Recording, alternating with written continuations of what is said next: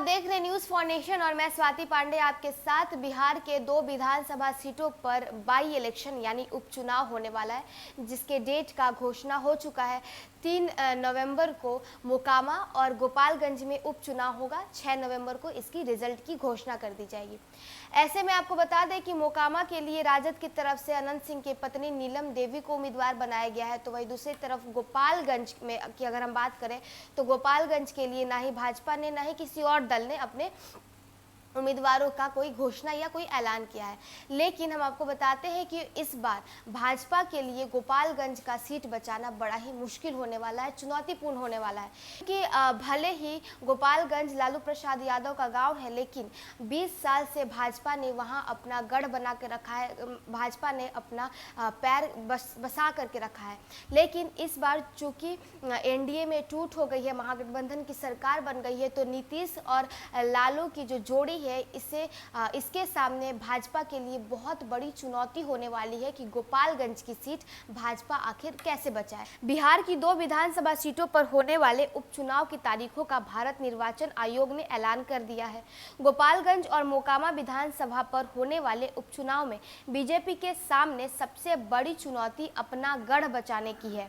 प्रदेश में एनडीए में टूट और महागठबंधन की सरकार बनने के बाद यह पहला उपचुनाव हो रहा है। लालू प्रसाद के गढ़ में पिछले 20 वर्षों से अपना झंडा फहराने वाली बीजेपी के लिए इस दफा लालू नीतीश की जोड़ी एक बड़ी चुनौती है। वैसे उपचुनाव तो बिहार के गोपालगंज और मोकामा सीटों पर होना है, लेकिन गोपालगंज सदर विधानसभा सीट सबसे ज्यादा हॉट बन गया है। यह सीट पिछले 20 वर्षों से बीजेपी के खाते में थी। पूर्व सहकारिता मंत्री व दिवंगत विधायक सुभाष सिंह यहां से चुनाव जीते थे। उनके निधन से गोपालगंज का यह सीट खाली हुई है। यही कारण है कि यह सीट बीजेपी के लिए प्रतिष्ठा का प्रश्न बन गया है। इधर महागठबंधन के लिए भी यह चुनाव अग्नि परीक्षा से कम नहीं होगा। लालू प्रसाद के साले साधु यादव पर भी हर किसी की नज़र होगी। देखना होगा कि साधु यादव पिछली बार की तरह खेल खराब करेंगे या फिर भांजे को अपना आशीर्वाद देंगे। इधर विकासशील इंसान पार्टी के भी दोनों सीटों से चुनाव लड़ने की घोषणा के बाद चुनाव रोचक हो गया है। गोपालगंज सदर विधानसभा सीट पर बीजेपी का पिछले 20 सालों से कब्जा है। इस उपचुनाव में बीजेपी को अपना गढ़ बचाने की चुनौती भी होगी।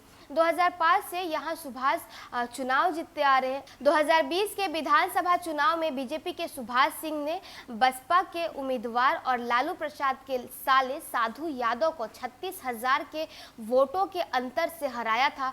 इस चुनाव में महागठबंधन के उम्मीदवार रहे कांग्रेस के आसिफ गफूर को सिर्फ 36,000 वोट ही मिले थे। हालांकि अभी समीकरण बदले हुए हैं। बीजेपी के साथ वाली जेडीयू महागठबंधन में है। जेडीयू के बदले बीजेपी को कोई भी नया साथी अभी तक नहीं मिला है। तो देखिए, 20 सालों से जिस सीट पर बीजेपी ने अपना कब्जा बनाया हुआ था, वो सीट अब बीजेपी के लिए चुनौतीपूर्ण होने वाली है, क्योंकि अब नीतीश कुमार का साथ छूट गया है। उनके बीजेपी के सामने लालू प्रसाद यादव और नीतीश की जोड़ी है, जो कि एक बहुत ही स्ट्रॉन्ग जोड़ी मानी जाती है। तो इस खबर बस इतना ही। और भी वीडियोस और अपडेट्स के लिए आप देखते रहें न्यूज़ फॉर नेशन।